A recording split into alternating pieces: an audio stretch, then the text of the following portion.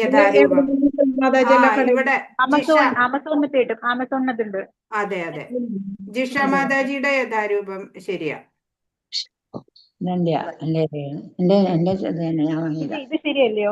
ആ, അത് യഥാരൂപമാണ്. അതെ, എഴുതിണ്ടല്ലോ, യഥാരൂപം എഴുതിയുണ്ട്. അതെ അതെ, ആമസോണിന്ന് വാങ്ങിയത് ഇത്. ആ, ഇന്നലത്തെ ക്വസ്റ്റ്യൻ ഫുള്ള് പറഞ്ഞില്ലായിരുന്നു. ഇന്നത്തെ ക്വസ്റ്റ്യൻ ഞാൻ എഴുതിയിട്ടുണ്ട്. ഇന്നലെ ഞാൻ ഒന്ന് വായിച്ചോളൂ. സമയമുണ്ടോ? 1 മിനിറ്റേ ഉള്ളൂ. സമയം 8:30. അതെ, ആയി സമയം ആയിട്ടോ. ഹരേ കൃഷ്ണ. അപ്പൊ നാളെ കാണാം. എല്ലാവർക്കും നന്ദി. നാളെ കാണാം. ഹരേ കൃഷ്ണ. ഹരേ കൃഷ്ണ മാതാജി. ഹരേ കൃഷ്ണ മാതാജി. ഹരേ കൃഷ്ണ.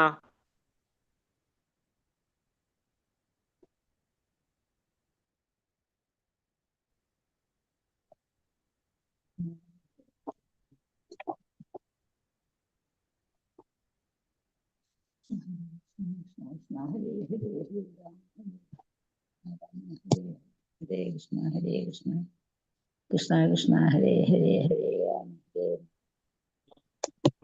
ഹരേ ഹരേ കൃഷ്ണ കൃഷ്ണ ഹരേ രാമ ഹരേ രാമ ഹരേ കൃഷ്ണ ഹരേ ഹരേ ഹരേ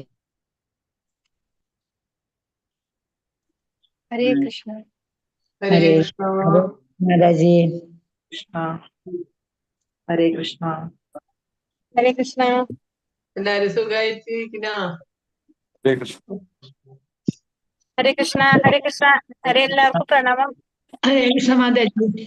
ഹരേ കൃഷ്ണ. എല്ലാവർക്കും പ്രണാമം. ഞാൻ വീട്ടിലല്ല, അതുകൊണ്ട് വീഡിയോ ഒക്കെ ഓൺ ആക്കുന്നില്ല കേട്ടോ. ഹരേ കൃഷ്ണ.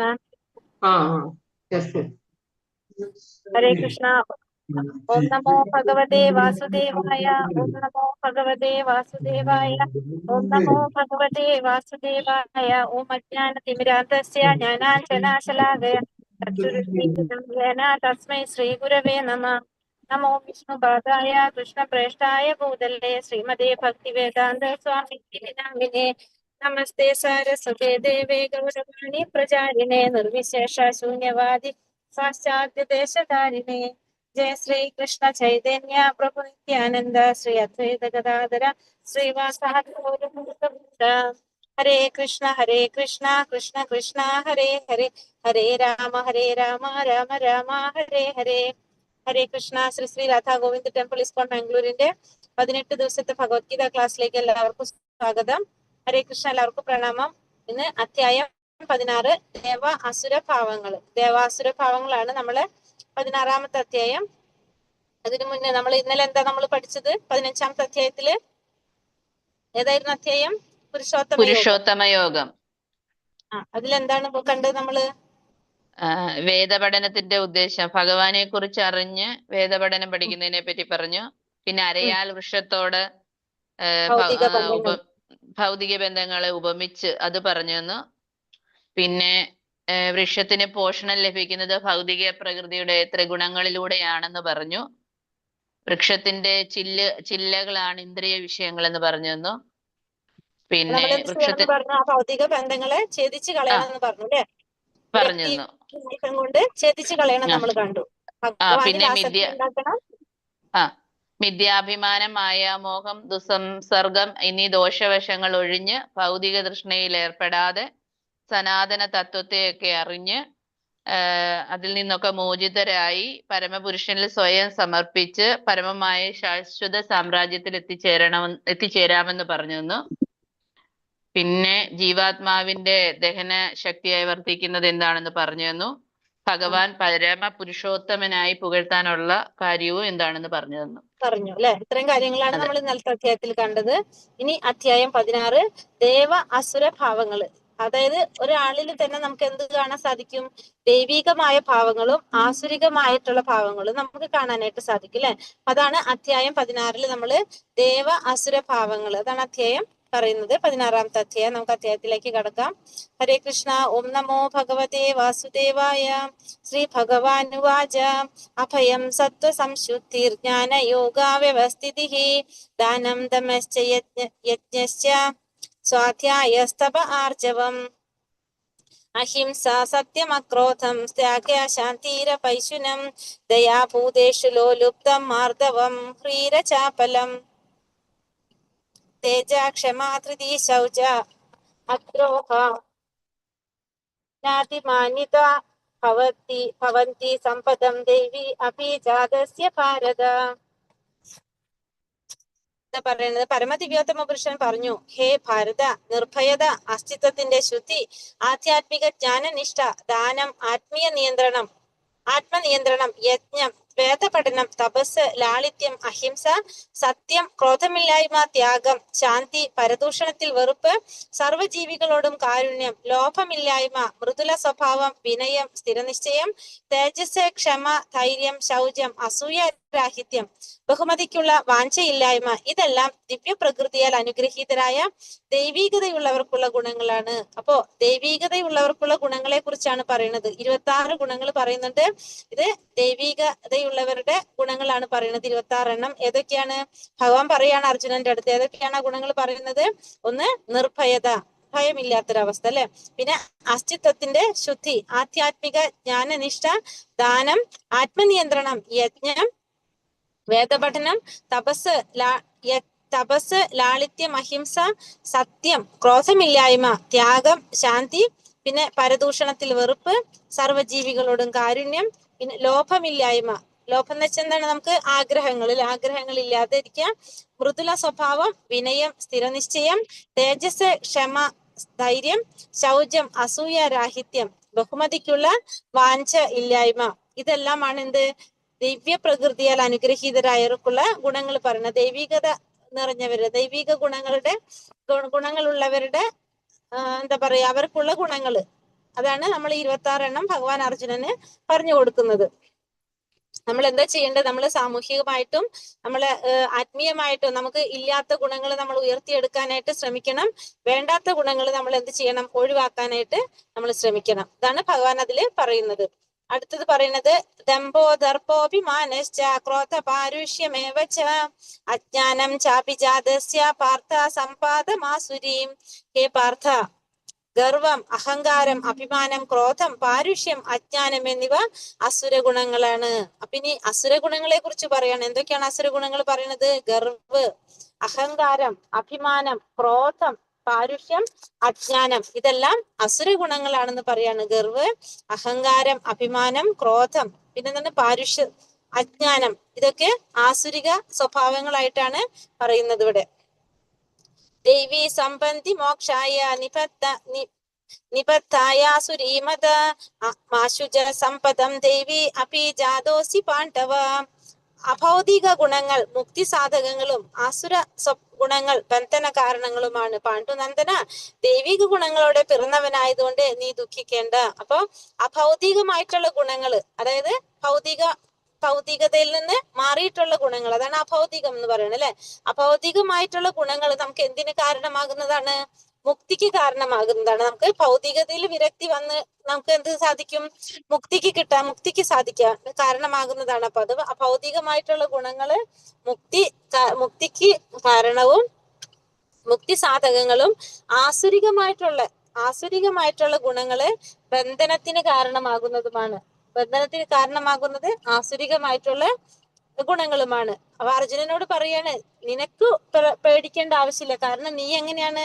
നീ ദൈവിക ഗുണങ്ങളോട് കൂടി പിറന്നവനാണ്. അർജുനനോട് പറയാണ്, നീ ദൈവിക ഗുണങ്ങളോട് പിറന്നവനായതുകൊണ്ട് നിനക്ക് ദുഃഖിക്കേണ്ട ആവശ്യമില്ല എന്ന് ഭഗവാൻ ഇവിടെ പറഞ്ഞു കൊടുക്കാണ്. സംഭൂതാ സർഗലോകേസ്മിൻ ദൈവ ആസുര ഏവ ച ദൈവോ വിസ്തരശ പ്രോക്ത ആസുരം പാർത്ഥ മേ ശൃണു. ഹേ പാർത്ഥ, ഈ ലോകത്തിലുള്ള എല്ലാ സൃഷ്ടികളിലും ആസുരം, ദൈവികം എന്നീ 2 വിഭാഗങ്ങളിൽ പെടും. ഞാൻ ദൈവിക ഗുണങ്ങളെ പറ്റി വിസ്തരിച്ചു പറഞ്ഞുവല്ലോ, ഇനി ആസുരങ്ങളായവ വിവരിക്കാം. അപ്പോ അർജുനനോട് പറയാണ്, ഈ ലോകത്ത് 2 തരത്തിലുള്ള സൃഷ്ടിയാണ് നടക്കുന്നത്. ഒന്ന് ആസുരികമായിട്ടുള്ളതും ഒന്ന് ദൈവികമായിട്ടുള്ള 2 തരത്തില് ജന്മങ്ങൾ. ഒന്ന് ആസുരിക ജന്മം, ദൈവിക ജന്മം. അപ്പോ 2-ൽ ഏതെങ്കിലും ഒന്നിലാണ് എല്ലാവരും വരുന്നത്. ഒന്നില്ലെങ്കിൽ ആസുരിക സ്വഭാവത്തിൽ വരും, അല്ലെങ്കിൽ ദൈവിക സ്വഭാവത്തിൽ വരും.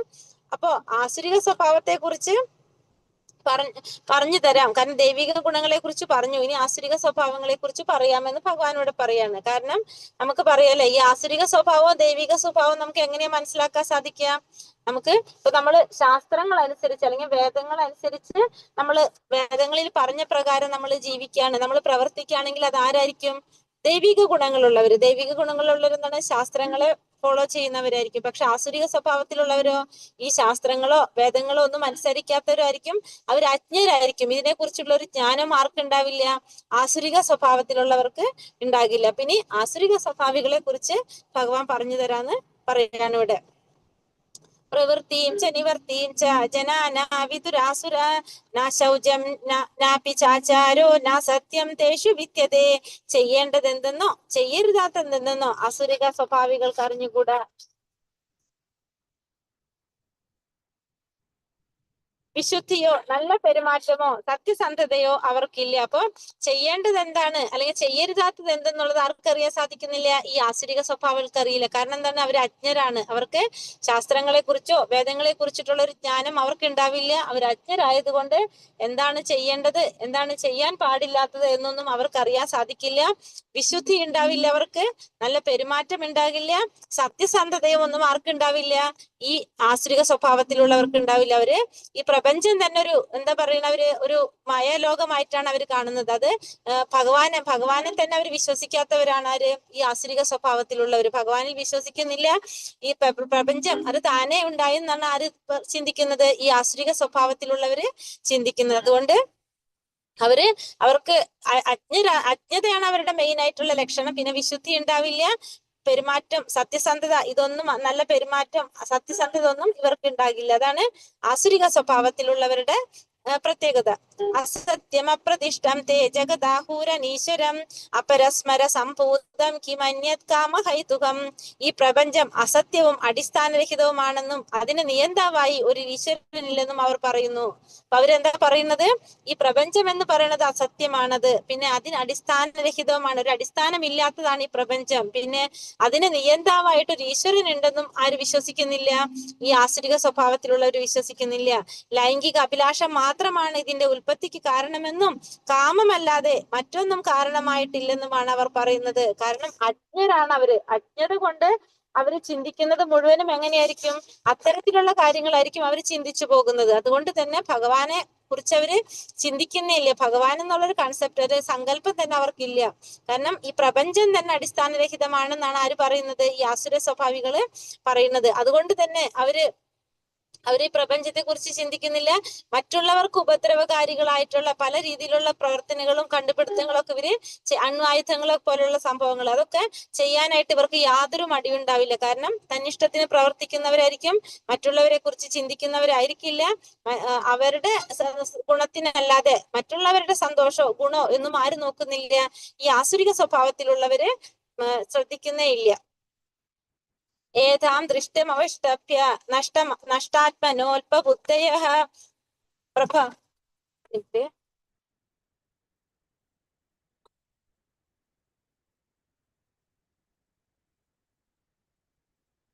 പ്രഭാവന്ത്യുഗ്രകർമാണ ക്ഷയായ ജഗതോ ഹിതഃ. ഈ നിഗമനങ്ങളെ പിന്തുടർന്ന് സ്വയം നഷ്ടപ്പെട്ടവരും അസുരന്മാരുമായ ഈ അല്പബുദ്ധികൾ ലോകനാശകരങ്ങളായ കൊടും ക്രിയകളിൽ ഏർപ്പെടുന്നു. അപ്പൊ നമ്മളിപ്പോ തന്നെ പറഞ്ഞത് അല്ലെ, ഇത്തരത്തിലുള്ള നിഗമനങ്ങളാണ് അവർ പിന്തുടർന്നു പോകുന്നത്. കാരണം ഈ പ്രപഞ്ചത്തെ ഒരു നിയന്താവുണ്ടെന്നോ ഭഗവാനെ കുറിച്ചോ ഒന്നും അവർക്ക് അറിയുന്നില്ല. അജ്ഞാനികളായതുകൊണ്ട് അത്തരത്തിലുള്ള യാതൊരു കാര്യങ്ങളും അവർക്ക് അറിയുന്നില്ല. അതുകൊണ്ട് ആ ഒരു നിഗമനത്തിലൂടെയാണ് ആര് പോകുന്നത്? ആസുരി സ്വഭാവികള് പോകുന്നത്. അതുകൊണ്ട് തന്നെ ഈ അല്പബുദ്ധികളായ ഇവരെന്താണ്? ലോകനാശകരങ്ങളായിട്ടുള്ള കൊടും ക്രിയകളിലേക്ക്, കൊടും പ്രവൃത്തികളിലേക്കൊക്കെ പോകുന്നവരാണ് ആര്? ഇത്തരത്തിലുള്ള ആസുര സ്വഭാവികൾ. കാമമാശ്രിത്യ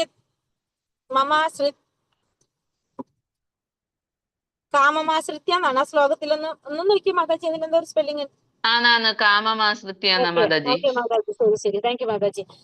കാമമാശ്രിത്യ ദുഷ്പൂരം തംബമാനമദാന്വിതഃ മോഹാത് ഗൃഹീത സദ്ഗ്രാഹാൻ പ്രവർത്തന്തെ ശുചീവൃതഃ.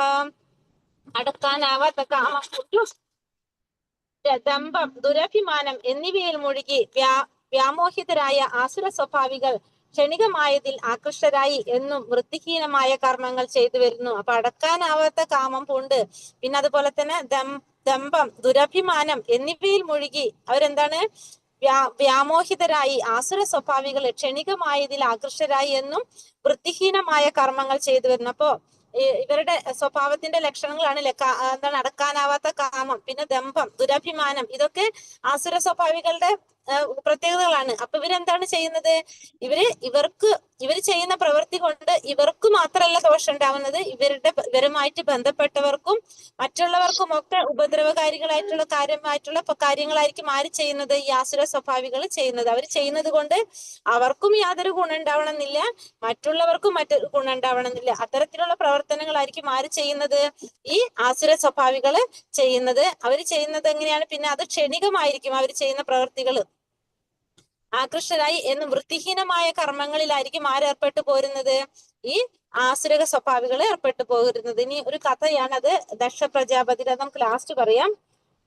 ആസുര സ്വഭാവം കൊണ്ട് സർവനാശം സംഭവിക്കുന്ന ഒരു ദക്ഷ പ്രജാപതിയുടെ കഥയാണ് പറയുന്നത്.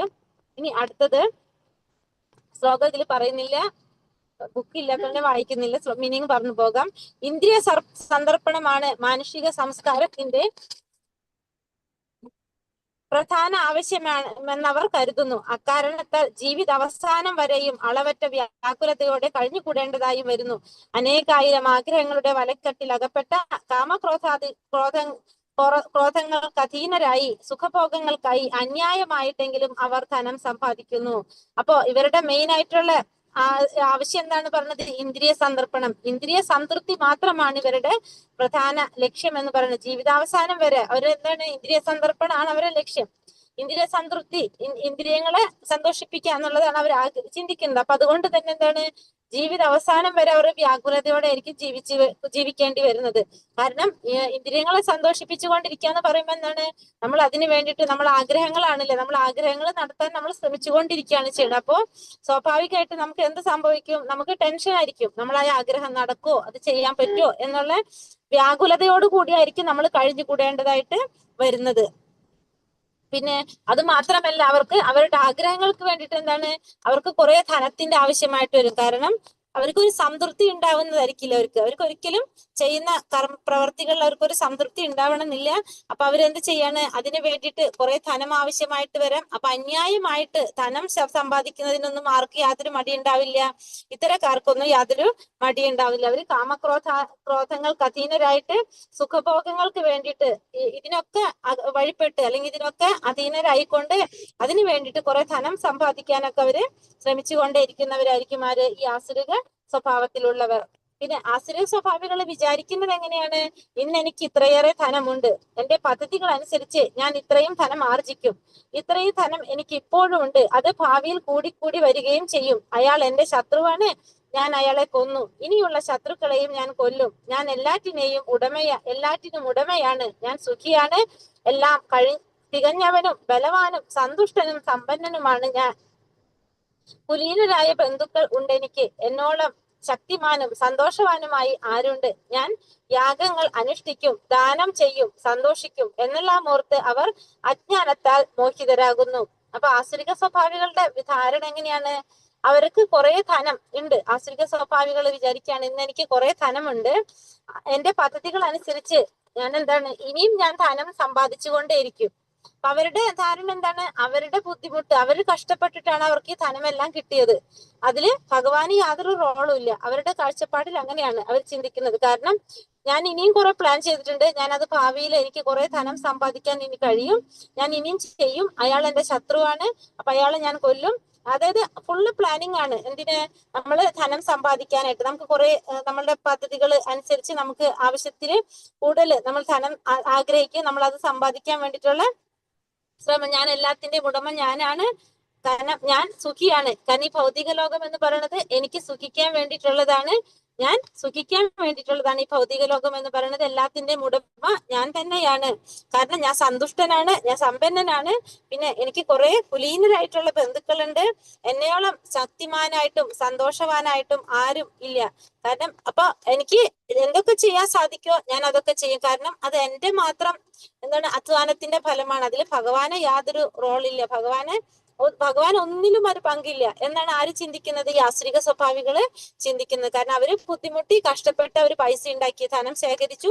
അത് അവർക്ക് അവരിഷ്ടത്തിന് സുഖിക്കാനുള്ളതാണ്. ഈ ഭൗതിക ലോകം എന്ന് പറയുന്നത് എന്റെ ഇന്ദ്രിയ സംതൃപ്തിക്കാണ് എന്നാണ് ആര് ചിന്തിക്കുന്നത്? ഈ ആശ്രിക സ്വഭാവികൾ ചിന്തിക്കുന്നത്. ഭഗവാനെ കുറിച്ചോ ഭഗവാന് നമ്മളെ എങ്ങനെയാണ് നമ്മളുടെ എന്താ പറയാ, എങ്ങനെയാണ് ഭഗവാൻ നമ്മളെ നിയന്ത്രിക്കുന്നതെന്നോ നമ്മളെ കർമ്മത്തിന്റെ ഫലം അനുസരിച്ചാണ് നമുക്ക് സുഖങ്ങൾ വരുന്നതും ദുഃഖം വരുന്നതെന്നോ ആർക്കും മനസ്സിലാകുന്നില്ല. ഈ ആശ്രിക സ്വഭാവികൾക്ക് ഒരിക്കലും മനസ്സിലാകുന്നില്ല, ചിന്തിക്കുന്നില്ല. അനേക ചിത്ത വിഭ്രാന്ത മോഹജാലാസമാവൃത പ്രസക്ത കാമഭോഗേഷു പതന്തി നരകേഷു ച. ഇങ്ങനെ പലവിധം ആകാംക്ഷകളിൽ പെട്ട് വലഞ്ഞ് വ്യാമോഹത്തിന്റെ വലയിൽ കുടുങ്ങിയും ഇന്ദ്രിയ സുഖങ്ങളിൽ അത്യാസക്തരായി അവർ നരകത്തിൽ വീഴുന്നു. അപ്പൊ എന്താ സംഭവിക്കുന്നവർക്ക്? ഇങ്ങനെ പലവിധത്തിലുള്ള ആകാംക്ഷകളിൽ പെട്ട് വലഞ്ഞ്, കാരണം അവർക്ക് എപ്പോഴും വ്യാകുലതയായിരിക്കും അല്ലെ. കാരണം അവരുടെ ഇന്ദ്രിയ സംതൃപ്തിക്ക് വേണ്ടിയിട്ടാണ് ഓരോ കർമ്മങ്ങൾ ചെയ്തുകൊണ്ടിരിക്കുന്നത്. അപ്പൊ അവർക്ക് എപ്പോഴും എന്തായിരിക്കും? ആകാംക്ഷയായിരിക്കും. എന്താണ് അടുത്തെന്നുള്ളൊരു ചിന്ത അവരിലുണ്ടായിരിക്കും. അതുപോലെ തന്നെ വ്യാമോഹത്തിന്റെ വലയിൽ കുടുക്കിക്കൊണ്ട് ഇന്ദ്രിയ സുഖങ്ങളിൽ ആസക്തരായിട്ട് അവർക്ക് അവര് നരകങ്ങളിലായിരിക്കും ചെന്ന് വീഴുന്നത്. കാരണം അവരുടേതായ സന്തോഷത്തിന് നേരായ വഴിക്കായിരിക്കുന്നില്ല എല്ലാ കർമ്മങ്ങളും ചെയ്യുന്നത്. കാരണം നമ്മൾ പറഞ്ഞു തെറ്റായ വഴിയിലൂടെ ധനം ശേഖരിക്കാം. അതുപോലെ തന്നെ ചെയ്യുന്ന പ്രവർത്തികളും എങ്ങനെയായിരിക്കാം? കാരണം അവരാണ് അവർക്ക് സുഖിക്കാനാണ് ഈ ഭൗതിക ലോകം സൃഷ്ടിച്ചിരിക്കുന്നത്. അവരാണ് എല്ലാത്തിന്റെയും അധിപൻ, എല്ലാത്തിന്റെ ഉടമസ്ഥൻ എന്നൊക്കെ ചിന്തിച്ചിട്ട് അവരെന്ത് ചെയ്യാണ്? അവർ അത്തരത്തിലുള്ള പ്രവർത്തികൾ ചെയ്തുകൊണ്ടേയിരിക്കും. അപ്പൊ അവര് എവിടേക്കാ വീഴുന്നത്? അത്തരത്തിലുള്ള പ്രവർത്തികൾ ചെയ്യുമ്പോൾ സ്വാഭാവികമായിട്ടും താഴ്ന്ന തലങ്ങളിലേക്ക് പോയിക്കൊണ്ടേയിരിക്കും. ഹരേ കൃഷ്ണ. താഴ്ന്ന തലങ്ങളിലേക്ക്, നമ്മളെ ഭൂലോകത്തിൽ നിന്നും താഴ്ന്ന തലങ്ങളിലേക്ക്, നരകലോകങ്ങളിലേക്ക് വീഴാണ് ചെയ്യുന്നത് ഇത്തരത്തിലുള്ളവര്. നിഷേധികളും സ്വയം സംതൃപ്തരുമായി സമ്പത്ത്, ദുരഭിമാനം ഇവയാൽ വ്യാമോഹിതരായി അഹങ്കാരത്തോടെ അവർ ചിലപ്പോൾ വൈദിക വിധികൾ അനുസരിക്കാതെ തന്നെ പേരിന് ചില യജ്ഞങ്ങൾ അനുഷ്ഠിക്കാറുണ്ട്. അപ്പൊ ഇത്തരത്തിലുള്ളവര് എന്താണ് ചിന്തിക്കുന്നത്? അവര് സ്വയം ഭഗവാനാണെന്ന് പോലും അവർ ചിന്തിക്കും. മറ്റുള്ളവരെ തെറ്റിദ്ധരിപ്പിക്കേണ്ട രീതിയിലായിരിക്കും അവരുടെ പ്രവൃത്തികൾ ഉണ്ടാകുന്നത്. അവര് സ്വയം ഗുരുവാവാൻ കൂടി, ഒരു ആചാര്യനാവാൻ കൂടി ഇവര് ശ്രമിക്കും. അപ്പൊ എന്താണ്? മറ്റുള്ളവർക്ക് തെറ്റായ രീതിയിലുള്ള കാര്യങ്ങൾ പറഞ്ഞു കൊടുത്ത് അവരെയും തെറ്റായ വഴിക്ക് കൊണ്ടുപോകാനും ശ്രമിക്കുന്നവരായിരിക്കും ആര്? ഇത്തരത്തിലുള്ള ആസുരിക സ്വഭാവത്തിലുള്ളവര്. പിന്നെ അതുപോലെ തന്നെ അവർ ചിലപ്പോൾ വൈദിക വിധികൾ അനുസരിക്കാതെ തന്നെ പേരിന് യജ്ഞങ്ങളൊക്കെ അനുഷ്ഠിക്കും. അവര് തന്നിഷ്ടത്തോടെ, അവരുടെ ഇഷ്ടത്തിന്. കാരണം അവർക്ക് അജ്ഞരാണ് അവർക്ക് ശാസ്ത്രങ്ങളെ കുറിച്ചോ ഗ്രന്ഥങ്ങളെ കുറിച്ചോ ഈ വേദങ്ങളെ കുറിച്ചോ ഒന്നും യാതൊരു അറിവും അവർക്കില്ല. അപ്പൊ അവരുടെ ഇഷ്ടത്തിന് തന്നെ, തന്നിഷ്ടത്തിന് തന്നെ അവരെന്ത് ചെയ്യും? അവരുടേതായ രീതിയിൽ ഈ യജ്ഞങ്ങളും ദാനങ്ങളും ഒക്കെ അവർ ചെയ്യാനായിട്ട് സാധ്യതയുണ്ട്. അപ്പൊ എന്താ സംഭവിക്കുന്നത്? അവര് താഴ്ന്ന നരകലോകങ്ങളിലേക്കൊക്കെ പോയിക്കൊണ്ടേയിരിക്കുകയാണ് ചെയ്യുന്നത്. അങ്ങനെയൊക്കെ അവര് ചെയ്യാറാണത്. ആസുരിക സ്വഭാവത്തിലുള്ളവര് ഇത്തരത്തിലുള്ള നിഷേധ പ്രവർത്തനങ്ങളാണ് പൊതുവായിട്ട് അവർ ചെയ്യുന്നത്. വേദശാസ്ത്രങ്ങളിൽ പറയുന്നത് അനുസരിക്കാതെ അവരുടേതായ രീതിയിൽ ഒരു ചട്ടക്കൂട് ഉണ്ടാക്കി അതിനനുസരിച്ച് പ്രവർത്തിക്കുന്നവരായിരിക്കും ആര്? ഇത്തരത്തിലുള്ള ആസുരിക സ്വഭാവത്തിലുള്ളവർ. ഒരിക്കലും അറിയണമെന്ന് ആഗ്രഹിക്കുന്നുമില്ല ആര്? ഈ ആസുരിക സ്വഭാവത്തിലുള്ളവർ. അസുരന്മാർ മിഥ്യാഹങ്കാരം, ബലം, ഗർവം, കാമം, ക്രോധം ഇവയിൽ സംഭ്രാന്തരായി തങ്ങളുടെ അല്ലെങ്കിൽ അന്യരുടെയും ശരീരങ്ങളിൽ കുടികൊള്ളുന്ന പരമദിവ്യോത്തമ പുരുഷനോട് ഈർഷ്യാലുക്കളായി തീർന്ന് ശരിയായ ധർമ്മത്തെ പഴിക്കുന്നു. പിന്നെന്താ ചെയ്യുന്നത്? ഇവര് ഈ അസുരന്മാര് മിഥ്യാഹങ്കാരം കൊണ്ട്, പിന്നെ അതുപോലെ തന്നെ ബലം, ഗർവം, കാമം, ക്രോധം ഇവയാൽ സംഭ്രാന്തരായിട്ട്. കാരണം കാരണം എന്താണ്? ഇവർക്ക് കുറെ ധനം സമ്പാദിക്കാൻ സാധിക്കാം. പിന്നെ ഇവരുടേതായ രീതിയിൽ ഇവർക്ക് കുറെ പ്രശസ്തി ഒക്കെ അവരുടെ രീതിയിൽ അവർക്ക് കിട്ടാം. അപ്പൊ അവരെന്താ ചിന്തിക്കുന്നത്? അവരാണ് ഈ ഭൗതിക ലോകത്തിൽ, ഈ ലോകത്തിൽ ഏറ്റവും ശ്രേഷ്ഠരായ വ്യക്തികൾ എന്ന് അവർ സ്വയം ചിന്തിക്കും. അവരുടേതായ രീതിയിലൊരു ചട്ടക്കൂട് ഉണ്ടാക്കും അവര്. അപ്പൊ എല്ലാവരുടെ മുന്നിൽ ഒരു ആചാര്യനാകാൻ ശ്രമിക്കുന്നുണ്ട്. അപ്പൊ അങ്ങനെ അവരെ കുറെ വാഴ്ത്താനായിട്ട് ആളുകൾ ഉണ്ടാവും. അപ്പൊ അങ്ങനെയുള്ളവർ എന്ത് ചിന്തിക്കാണ്, അവര് അവരുടേതായ രീതിയിൽ ഭഗവാനോട് ഈർഷ്യാണ് അവർക്ക് വരുന്നത്. ഈർഷ്യാലുക്കളായി തീർന്ന് ശരിയായ ധർമ്മത്തെ അവർ പഴിക്കും. അതുപോലെ തന്നെ അവര് എന്താണ് ചെയ്യുന്നത്, ഭഗവാൻ ഒരിക്കലും വിശ്വസിക്കുന്നില്ല എന്ന് മാത്രമല്ല, മറ്റുള്ളവരെയും കൂടിയിട്ട് വഴി തെറ്റിക്കാനുള്ള ഒരു സാധ്യതയും ആര് ചെയ്യുന്നുണ്ട്, ഇത്തരത്തിലുള്ള ആസുരിക സ്വഭാവികള് ചെയ്യുന്നുണ്ട്. അപ്പൊ ശരിയായ ധർമ്മത്തെ പഴിക്കാനും മറ്റുള്ളവരെ ആ ധർമ്മത്തിൽ നിന്ന് മാറ്റാനും ആര് ശ്രമിക്കും, ഇത്തരത്തിലുള്ള ആസുരിക സ്വഭാവികള് ചെയ്യും. താനെ ഹംതിഷതാ ക്രൂരാൻ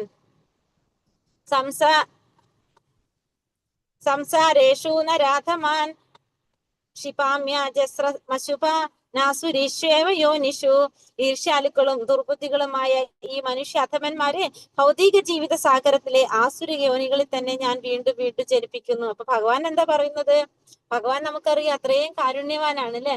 എന്നിട്ട് പോലും ഭഗവാൻ എന്താ പറയണത്, ഇത്തരത്തിലുള്ള ആസുരിക സ്വഭാവത്തിലുള്ളവരെ ഭഗവാൻ ഈ മനുഷ്യ അധമന്മാരെ ഇവരെ എന്താ പറയണത്, നമ്മള് എന്ത് വർഗക്കാരെന്നൊക്കെ പറയാം, നമുക്ക് ഈ കാട്ടിലൊക്കെ ഉള്ള ഒരു നരാധമന്മാര്, അല്ലെങ്കിൽ നമ്മള് എന്തൊരു വേർഡ് പറയുന്നുണ്ടല്ലോ അതില്, ബുക്കിൽ എന്തോ ഒരു വേർഡ് പറയുന്നുണ്ട്, അവരെ ഗോത്രവർഗക്കാരെന്നൊക്കെ പറയും അല്ലെ. അങ്ങനത്തെ ഒക്കെ എന്തോ ഒരു വിഭാഗത്തിലുള്ളവർ, അവരൊക്കെയാണ് നമ്മൾ ഈ പറഞ്ഞ ഈ ആസുരിക സ്വഭാവത്തിൽ പറയുന്നത്. അപ്പൊ ഇവരൊക്കെ ഭഗവാൻ എന്താ ചെയ്യുന്നു പറയുന്നത്, ഈ ദുർബുദ്ധികളായിട്ടുള്ള ഇവരെ മനുഷ്യ അധമന്മാരെ ഈ ഭൗതിക ജീവിതത്തിലെ സാഗരത്തിൽ എവിടേക്ക് തന്നെ വീണ്ടും അവര് ആസുരിക യോനികളിൽ തന്നെ വീണ്ടും വീണ്ടും ജനിപ്പിക്കണം. അവർക്ക് ഒരിക്കലും എന്ത് ചെയ്യാൻ സാധിക്കില്ല, മുകളിലേക്ക് കയറി വരാനേ സാധിക്കില്ല. ആസുരിക സ്വഭാവത്തിലുള്ളവര് ആ ആസുരിക യോനിയിൽ തന്നെയാണ് വീണ്ടും വീണ്ടും ജന്മം എടുക്കാനായിട്ട് സാധിക്കുക.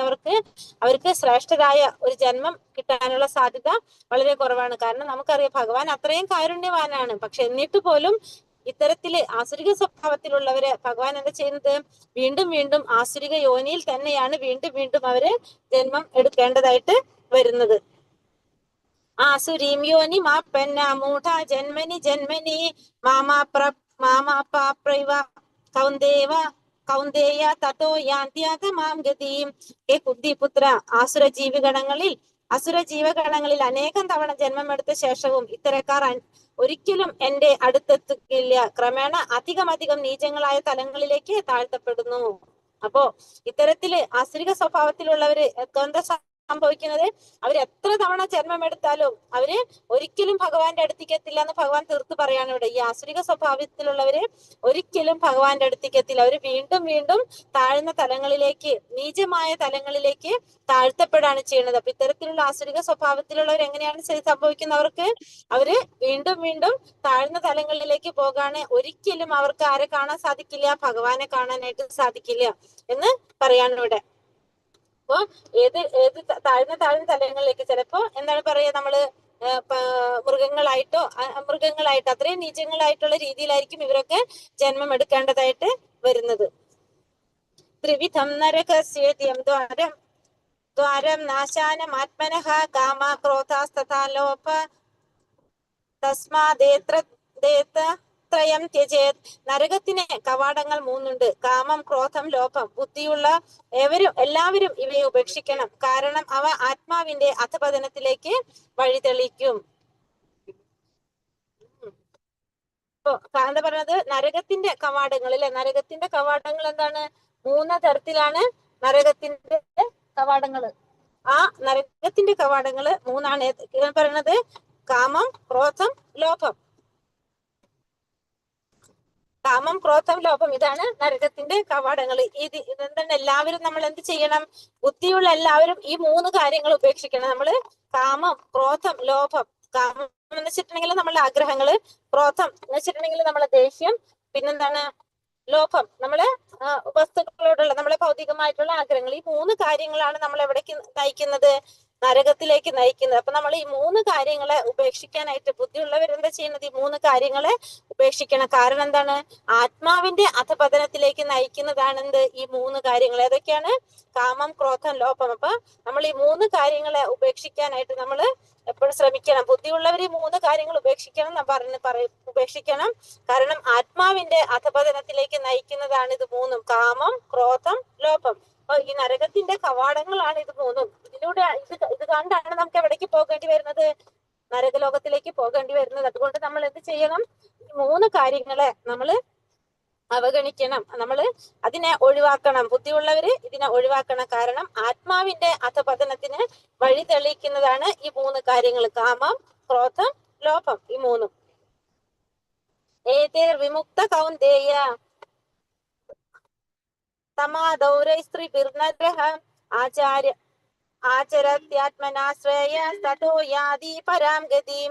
കുന്തിപുത്ര, ഈ 3 നരകദ്വാരങ്ങളിൽ നിന്ന് രക്ഷ പ്രാപിച്ചവർ ആത്മസാക്ഷാത്കാരത്തിനുതകുന്ന കർമ്മങ്ങൾ ചെയ്ത് ക്രമേണ പരമപദത്തിലെത്തും. അപ്പോ ഈ 3 കാര്യങ്ങളിൽ നിന്ന് നമുക്ക് രക്ഷ പ്രാപിച്ചു കഴിഞ്ഞാൽ, ഈ 3 എണ്ണത്തിൽ നമുക്ക് രക്ഷ പ്രാപിച്ചു കഴിഞ്ഞാൽ നമുക്ക് പിന്നെ എന്ത് ചെയ്യാൻ പറ്റും? ആത്മസാക്ഷാത്കാരത്തിനുതകുന്ന കർമ്മങ്ങൾ ചെയ്ത് ക്രമേണ നമുക്ക് എവിടേക്ക് ഉയരാൻ സാധിക്കും? പരമപദത്തിലേക്ക് ഉയരാനായിട്ട് സാധിക്കും. അപ്പൊ നമ്മൾ ഈ 3 എണ്ണത്തിന് മറികടക്കാൻ ശ്രമിക്കണം. കാമം, ക്രോധം, ലോഭം.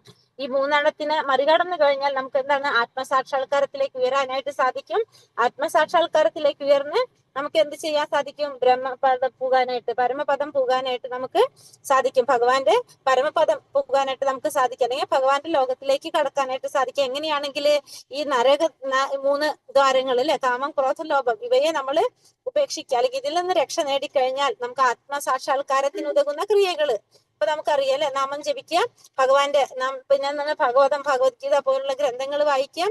പിന്നെ അതേപോലെ തന്നെ നമ്മൾ പറയുന്നുണ്ട് ശാസ്ത്രങ്ങളിൽ എന്തൊക്കെയാണോ പറഞ്ഞിരിക്കുന്നത് നമുക്ക് അതൊക്കെ ചെയ്തുകൊണ്ട് നമുക്ക് എന്ത് ചെയ്യാം? ആത്മസാക്ഷാത്കാരത്തിന് ഉയരാനായിട്ട് സാധിക്കും. അങ്ങനെ നമുക്ക് പരമപദം പോകാനായിട്ട് സാധിക്കും. മനുഷ്യൻ കാമം, ക്രോധം, ലോഭം എന്നീ 3 ശത്രുക്കളെ കരുതലോടെ ഇരിക്കണം. ഒരാൾ കാമക്രോധ ലോഭങ്ങളിൽ നിന്ന് എത്ര ഒഴിഞ്ഞു നിൽക്കുന്നുവോ അത്രത്തോളം അയാളുടെ ജീവിതം പരിശുദ്ധമായി തീരും. അപ്പോ നമ്മൾ ഈ 3 കാര്യങ്ങളിൽ നിന്ന് ഒഴിഞ്ഞിരിക്കണം. എത്രത്തോളം നമ്മൾ അതിൽ നിന്ന് ഒഴിഞ്ഞിരിക്കുന്നുവോ അത്രത്തോളം നമുക്ക് എന്ത് സാധിക്കും? നമ്മളെ ജീവിതം പരിശുദ്ധമാക്കാനായിട്ട് നമുക്ക് സാധിക്കും. 3 കാര്യങ്ങളിൽ നിന്ന് നമ്മൾ എപ്പോഴും ഒഴിഞ്ഞിരിക്കാൻ ശ്രമിക്കണം. എത്രത്തോളം നമുക്കത് സാധിക്കുന്നുവോ അത്രത്തോളം നമുക്ക് പരിശുദ്ധി നേടാനായിട്ട് സാധിക്കും. പിന്നെ വൈദിക സാഹിത്യങ്ങളിൽ പറയുന്ന നിയമനിബന്ധനകൾ അയാൾക്ക് അനുസരിക്കാനായിട്ട് സാധിക്കും. അപ്പൊ ഇതിൽ നിന്ന് ഒഴിഞ്ഞു കഴിഞ്ഞാൽ പിന്നെ നമുക്ക് എന്താണ്?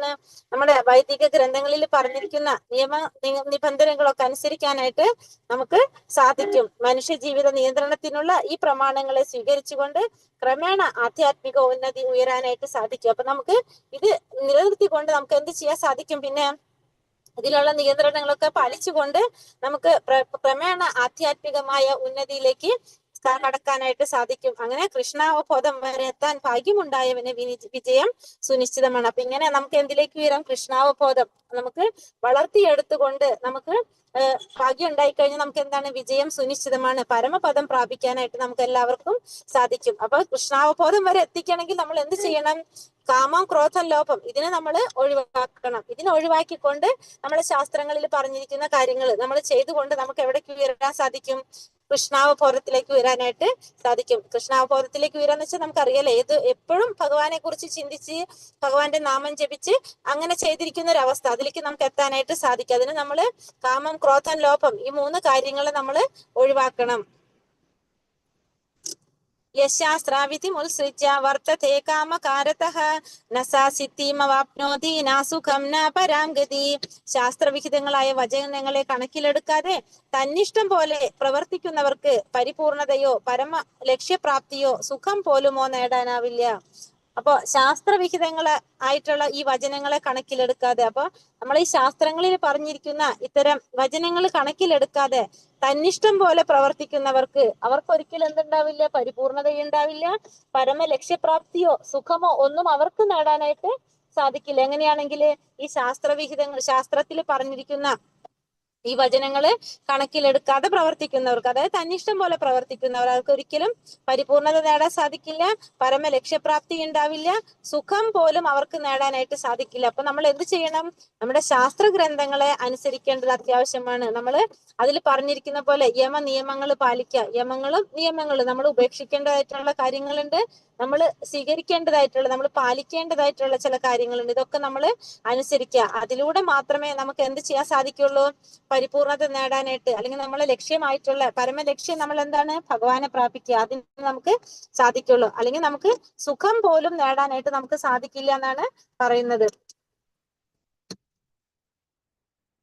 ഇനി ഇവിടെ നമ്മൾ കാണുന്നത് എന്താണ്? ഈ പിക്ചറിൽ നമുക്ക് കാണുന്നത് എന്താണ്? 3 ഈ കമ്പയർ ചെയ്യാണ് നമ്മള്. അതായത് ഫസ്റ്റത്തെ പിക്ചറിൽ എന്താ കാണുന്നത് നമ്മളിവിടെ? ഫസ്റ്റത്തെ പിക്ചറിലൂടെ മനസ്സിലാവുണ്ടോ? അത് ഫസ്റ്റത്തെ പിക്ചർ നമുക്ക് കാണുമ്പോൾ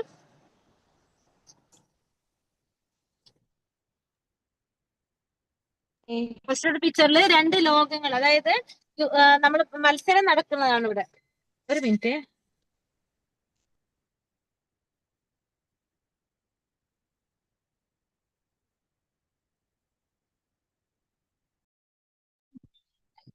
പന്നിയായിട്ടുള്ള യുദ്ധമില്ലേ? പന്നിയാണെന്ന് തോന്നുന്നു.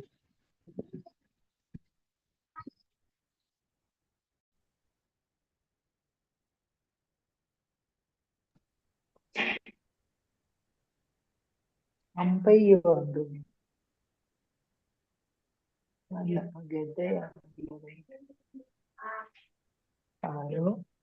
ഗത കൊണ്ട് അടിക്കുന്നു. ഹരേ കൃഷ്ണ.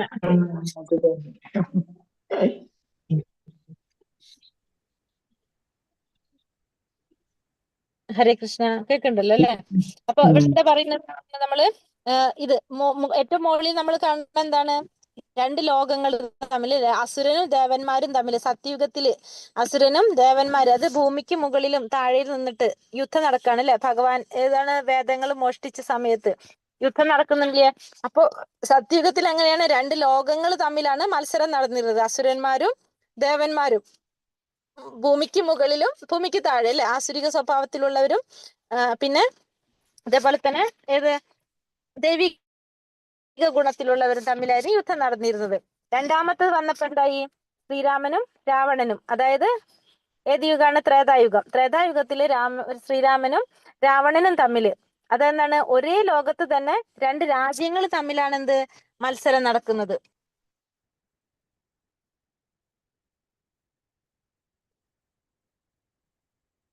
ഒരു മിനിറ്റ്.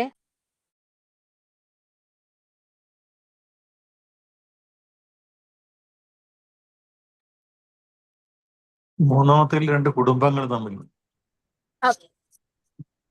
രണ്ടാമത്തെ എന്താ പറയണത്? ത്രേതായുഗത്തിൽ ശ്രീരാമനും രാവണനും തമ്മിൽ. അപ്പൊ ഒരേ ലോകത്ത് തന്നെ 2 രാജ്യങ്ങൾ തമ്മിലാണ് എന്ത് മത്സരം നടക്കുന്നത്. അപ്പൊ ശ്രീരാമനും രാവണനും തമ്മിൽ. അപ്പൊ ഒരേ ലോകത്ത് 2 രാജ്യങ്ങൾ. മൂന്നാമത്തെ വന്നിട്ട് ദ്വാപരയുഗം. ദ്വാപരയുഗത്തിൽ എങ്ങനെയാണ്? ഒരേ ലോകത്തിൽ തന്നെ എങ്ങനെയാണ് വരുന്നത്? ഒരേ ലോകത്തില് ഒരേ കുടുംബത്തില് അല്ലെ? ഒരേ കുടുംബത്തിൽ തന്നെ പാണ്ഡവരും കൗരവരും, കാരണം ചേട്ടന്റെ അനിയന്റെ മക്കളാണല്ലേ? അപ്പൊ ഒരേ കുടുംബത്തിൽ തന്നെയാണ് എന്ത് നടക്കുന്നത്?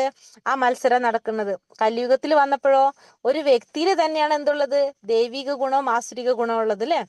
നമ്മളിൽ തന്നെ എന്തുണ്ട്? ദൈവിക സ്വഭാവം നമ്മളിലുണ്ട്, ആസുരിക സ്വഭാവം നമ്മളിലുണ്ട്. അപ്പൊ ഒരാളിൽ തന്നെയാണ് എന്തുള്ളത്? ഈ 2 സ്വഭാവം ഉള്ളത്. അപ്പൊ മത്സരം നടക്കുന്ന ആദ്യത്തെ ചിത്രത്തിലുള്ളത് ഒന്നുകൂടി പറയോ? ആ പന്നിയുടെ ചിത്രമുള്ളതല്ലേ? ഒന്നും കൂടി പറയോ? അത് വെച്ചാൽ 2 ലോകങ്ങൾ തമ്മില്, അസുരന്മാരും ദേവന്മാരും തമ്മില്, ഭൂമിക്ക് മുകളിലും ഭൂമിക്ക് താഴെ. Thank you. രണ്ടാമത്തെ വന്നപ്പോ എന്തായി? ശ്രീരാമനും രാവണൻ. അപ്പൊ ഒരേ ലോകത്ത് തന്നെ 2 രാജ്യങ്ങളായി. മറ്റേത് വന്നപ്പോ ഒരേ ലോകത്തിൽ ഒരേ കുടുംബത്തിലായി. മറ്റേത് എന്താണ്? ഒരു വ്യക്തിയിൽ തന്നെയായി, ഒരാളില് തന്നെയാണ് എന്ത് നടക്കുന്നത്? ഈ മത്സരം നടക്കുന്നത്. അപ്പൊ കലിയുഗത്തില് നമ്മളിൽ ഓരോരുത്തരിലും എന്തുണ്ട്? ദൈവിക ഗുണമുണ്ട്, ആസുരിക സ്വഭാവമുണ്ട്. അപ്പൊ നമ്മളിൽ തന്നെയാണ് എന്ത് നടക്കുന്നത്? ഈ മത്സരം നടക്കുന്നത്. തസ്മാശാസ്ത്രം പ്രമാണം തേ കാര്യകാര്യാവ്യവസ്ഥിതൗ ജ്ഞാത്വോ ശാസ്ത്രവിധാനോക്തം കർമ്മ കർത്തൂമിഹാർഹസി. എന്ത് ചെയ്യണം, എന്ത് ചെയ്യാൻ പാടില്ല എന്ന് ധർമ്മശാസ്ത്രങ്ങളുടെ അടിസ്ഥാനത്തിൽ ഒരാൾ മനസ്സിലാക്കണം. ഈ നിയമനിബന്ധനകൾ പഠിച്ചറിഞ്ഞ ശേഷം മാത്രം പ്രവർത്തിക്കുക. തന്മൂലം ക്രമേണ ഉന്നതി പ്രാപിക്കും. അപ്പൊ എന്ത് ചെയ്യണം, എന്ത് ചെയ്യാൻ പാടില്ല എന്നുള്ളത് എങ്ങനെയാണ് ചിന്തിക്കേണ്ടത്? അത് ധർമ്മശാസ്ത്രങ്ങളുടെ അടിസ്ഥാനത്തിൽ ഒരാള് മനസ്സിലാക്കണം. ഈ നിയമനിബന്ധനകൾ പഠിച്ചറിഞ്ഞ ശേഷം മാത്രം പ്രവർത്തിക്കുക. തന്മൂലം ഉന്നതി കൈവരിക്കാനായിട്ട് സാധിക്കും. അപ്പൊ നമുക്ക് മനസ്സിലാകണം എന്താണ് ചെയ്യേണ്ടത്, എന്താണ് ചെയ്യാൻ പാടില്ലാത്തതെന്നുള്ളത് നമ്മൾ മനസ്സിലാക്കണം അല്ലെ? അതായത് എങ്ങനെയാ? ധർമ്മശാസ്ത്രങ്ങളുടെ അടിസ്ഥാനത്തിൽ നമ്മൾ മനസ്സിലാക്കണം. അതനുസരിച്ച് വേണം നമ്മൾ പ്രവർത്തിക്കാനായിട്ട്. അത് പഠിച്ചറിഞ്ഞ ശേഷം പ്രവർത്തിക്കുക. തന്മൂലം നമുക്ക് ക്രമേണ ഉന്നതി പ്രാപിക്കാനായിട്ട് സാധിക്കും. ഭഗവത്ഗീതയിലൂടെ കൃഷ്ണനെ അറിയുകയും കൃഷ്ണാവബോധം ഉൾക്കൊള്ളുകയും ചെയ്ത് ഭക്തിയുടെ സേവനത്തിൽ മുഴുകുന്നവൻ വേദസംഹിതകൾക്ക് നൽകാവുന്നത്ര അത്യുത്കൃഷ്ട ജ്ഞാനം അത്രയും നേടിക്കഴിഞ്ഞു. ശ്രീ ചൈതന്യ മഹാപ്രഭു ഈ പ്രക്രിയ അത്യന്തം ലളിതമാക്കിയിട്ടുണ്ട്. ഹരേ കൃഷ്ണ ഹരേ കൃഷ്ണ കൃഷ്ണ കൃഷ്ണ ഹരേ ഹരേ ഹരേ രാമ രാമ രാമ ഹരേ ഹരേ എന്ന മഹാമന്ത്രം ജപിക്കുവാനും ഭഗവത് സേവനത്തിൽ ഭക്തിപൂർവ്വം ഏർപ്പെടാനും ഭഗവത് പ്രസാദം ഭക്ഷിക്കുവാനുമാണ് അദ്ദേഹം ജനങ്ങളോട് ഉപദേശിച്ചിട്ടുള്ളത്. ഈ ഭക്തി സാധനകളിൽ നേരിട്ട് ഏർപ്പെട്ടിരിക്കുന്ന ഒരാൾ വൈദിക സാഹിത്യങ്ങൾ വേണ്ടവണ്ണം പഠിച്ചിട്ടുണ്ടെന്ന് പറയാം. അപ്പോ എന്താ ഇവിടെ പറയുന്നത്? ഭഗവത്ഗീതയിലൂടെ ഭഗവാനെ കുറിച്ച് അറിയുക, കൃഷ്ണാവബോധം ഉൾക്കൊള്ളുക, ഭക്തി സേവനത്തിൽ മുഴുക. ഇതൊക്കെ ചെയ്തു കഴിഞ്ഞാൽ എന്താണ്? അത്യുത്കൃഷ്ടമായിട്ടുള്ള ജ്ഞാനം അത്രയും നമുക്ക് നേടിക്കഴിഞ്ഞു എന്ന് പറയാം. കാരണം ഭഗവത്ഗീത നമ്മൾ പറഞ്ഞു എല്ലാ വേദങ്ങളുടെയും സാര സർവസ്വമാണെന്ന് പറഞ്ഞു. അപ്പൊ ഭഗവത്ഗീതയിലൂടെ നമുക്ക് ഇതെല്ലാം നേടാനായിട്ട് നമുക്ക് സാധിക്കും. ചൈതന്യ മഹാപ്രഭു എന്താ പറഞ്ഞിരിക്കുന്നത്? ഭഗവാന്റെ നാമം ജപിക്കാനും ഭഗവാന്റെ സേവനം ഭഗവത് സേവനം ചെയ്യാനും ഭഗവത് പ്രസാദം ഭക്ഷിക്കുവാനുമാണ് ഭഗവാൻ ആരാവശ്യപ്പെട്ടത്? ഭഗവാന്റെ തന്നെ അവതാരമായിട്ടുള്ള കലിയുഗത്തിലെ ഭഗവാന്റെ അവതാരമായിട്ടുള്ള ചൈതന്യ മഹാപ്രഭു എന്താ ആവശ്യപ്പെട്ടിരിക്കുന്നത്? ഭഗവാന്റെ നാമം ജപിക്കണം, ഭഗവാന്റെ സേവനത്തിൽ ഏർപ്പെട്ടുകൊണ്ടിരിക്കണം, ഭഗവത് പ്രസാദം ഭക്ഷിക്കണം. ഇത്രയും കാര്യങ്ങളാണ് ആര് ആവശ്യപ്പെട്ടിരിക്കുന്നത്? ചൈതന്യ മഹാപ്രഭു ജനങ്ങളോട് ആവശ്യപ്പെട്ടിട്ടുള്ളത്. ഈ ഭക്തി സാധനകളിൽ നേരിട്ട് പ്രവർത്തിക്കുന്ന ഒരാൾ വൈദിക സാഹിത്യങ്ങൾ വേണ്ടവണ്ണം പഠിച്ചിട്ടുണ്ടെന്ന് പറയാം. അപ്പൊ ഇത്തരം കാര്യങ്ങൾ നമ്മൾ ചെയ്തു കഴിഞ്ഞാൽ എന്ത് പറയാൻ സാധിക്കും? നമ്മള് വൈദിക സാഹിത്യങ്ങള് വേണ്ടവണ്ണം പഠിച്ചിട്ടുണ്ടെന്ന് പറയാം. കാരണം നമുക്കറിയാം അല്ലെ, ഭഗവത്ഗീത എന്ന് പറഞ്ഞ എന്താണ്? എല്ലാത്തിന്റെയും സാര സർവസ്വമാണ്. കാരണം അതുകൊണ്ട് നമുക്ക് എന്ത് പറയും? ഇതൊക്കെ മനസ്സിലാക്കി എന്ന് പറയാം. അപ്പൊ ചൈതന്യ മഹാപ്രഭു നമ്മളോട് ആവശ്യപ്പെട്ടത് എന്താണ്? നാമം ജപിക്കണം, ഭഗവാന്റെ പ്രസാദം കഴിക്കണം, പിന്നെ ഭഗവാൻ സേവനം ചെയ്യണം. എന്തുകൊണ്ടാണ് ആവശ്യപ്പെടാൻ കാരണം? കാരണം ഈ ജനങ്ങള് ഭക്തരായിട്ടുള്ള ജീവാത്മാക്കൾക്ക് 4 ദോഷങ്ങൾ പറയുന്നുണ്ട്. ഒന്ന് നമുക്ക് അപക്വമായിട്ടുള്ള ഇന്ദ്രിയങ്ങളാണ് നമ്മുടെ ജീവാത്മാക്കളുടെ ദോഷങ്ങളാണ്. ഒന്ന് പക്വതയില്ലാത്ത അപക്വങ്ങളായ ഇന്ദ്രിയങ്ങള്, പിന്നെ വഞ്ചനാ പ്രവണത, മറ്റുള്ളവരെ വഞ്ചിക്കാനുള്ള പ്രവണത ജീവാത്മാക്കൾക്ക് കൂടുതലാണ്. പിന്നെ തെറ്റ് വരുത്താനുള്ള പ്രവണത, പിന്നെ വ്യാമോഹശീലം. ഈ 4 ദോഷങ്ങൾ ആർക്കുണ്ട്? ഈ ജീവാത്മാവിലുള്ള 4 ദോഷങ്ങളാണ് നമ്മൾ ഭക്തരായ ജീവാത്മാവിൽ കാണുന്ന, അല്ലെങ്കിൽ മനുഷ്യർക്ക് കാണുന്ന 4 ദോഷങ്ങളാണ്. ഏതൊക്കെയാണ്? ഒന്ന് അപക്വമായിട്ടുള്ള ഇന്ദ്രിയങ്ങൾ. നമ്മളെ ഇന്ദ്രിയങ്ങൾ ഒരിക്കലും പൂർണ്ണമായിട്ടുള്ളതല്ല. നമ്മൾ ഇന്ദ്രിയങ്ങൾ കൊണ്ട് കാണുന്ന എല്ലാ കാര്യങ്ങളും സത്യമാവണമെന്നില്ല. അപ്പൊ അതുകൊണ്ട് പക്വതയില്ലാത്ത അല്ലെങ്കിൽ അപക്വങ്ങളായിട്ടുള്ള പൂർണ്ണതയില്ലാത്ത ഇന്ദ്രിയങ്ങള്, വഞ്ചനാ പ്രവണത, തെറ്റ് വരുത്താനുള്ള പ്രവണത, വ്യാമോഹശീലം. 4 കാര്യങ്ങൾ ഏതൊക്കെയാണ്? വഞ്ചനാ പ്രവണത, തെറ്റ് വരുത്താനുള്ള പ്രവണത, അപക്വങ്ങളായിട്ടുള്ള ഇന്ദ്രിയങ്ങള്, വ്യാമോഹശീലം. ഈ 4 ദോഷങ്ങൾ ആർക്കുണ്ട്? നമ്മൾ ജീവാത്മാക്കൾക്ക് അല്ലെങ്കിൽ മനുഷ്യർക്കുണ്ട്. അതുകൊണ്ട് എന്ത് ചെയ്യാ? ഈ കാര്യങ്ങൾ ചെയ്യാനാണ് മഹാപ്രഭു ആവശ്യപ്പെട്ടിരിക്കുന്നത്. കാരണം നമുക്ക് എന്തുകൊണ്ടാണ് നമ്മളെ എല്ലാ വീഴ്ചയ്ക്കും കാരണമായിട്ടുള്ളത്? ഭഗവാനെ കുറിച്ചുള്ള ജ്ഞാനം തരുന്ന ഈ പ്രമാണങ്ങളോടുള്ള വെറുപ്പ്, അല്ലെങ്കിൽ അതിനെക്കുറിച്ചുള്ള അറിവില്ലായ്മ. ഭഗവാനെ കുറിച്ച് ജ്ഞാനം തരുന്ന പ്രമാണങ്ങളെ കുറിച്ച് പ്രമാണങ്ങളോടുള്ള വെറുപ്പ്, അല്ലെങ്കിൽ അതിനെക്കുറിച്ചുള്ളൊരു ജ്ഞാനമില്ലാത്തത്, ഈ തരത്തിലുള്ള ഗ്രന്ഥങ്ങളെ കുറിച്ചുള്ളൊരു ജ്ഞാനമില്ലായ്മയാണ് നമ്മുടെ മനുഷ്യ സമൂഹത്തിന്റെ എല്ലാ തരം വീഴ്ചയ്ക്കും കാരണം. എല്ലാ തരത്തിലുള്ള വീഴ്ചയ്ക്കും കാരണം എന്തുകൊണ്ടാണ്? ഭഗവാനെ കുറിച്ച് ജ്ഞാനം തരുന്ന ഇത്തരത്തിലുള്ള പ്രമാണങ്ങളെ കുറിച്ചുള്ള വെറുപ്പ്, അല്ലെങ്കിൽ അതിനെക്കുറിച്ചുള്ള ഒരു അറിവില്ലായ്മയൊക്കെയാണ് ഇതിനുള്ള കാരണം. അതുകൊണ്ട് നമ്മൾ എന്ത് ചെയ്യണം? ഈ ഭഗവത്ഗീത മനസ്സിലാക്കി മഹാപ്രഭു പറയുന്ന പോലെ ഭഗവാന്റെ നാമം ജപിച്ച് ഭഗവാന്റെ ഭക്തിയുടെ സേവനം ചെയ്ത് ഭഗവത് പ്രസാദം ഭക്ഷിക്കണം എന്നാണ് ചൈതന്യ മഹാപ്രഭു ഉപദേശിച്ചിരിക്കുന്നത്.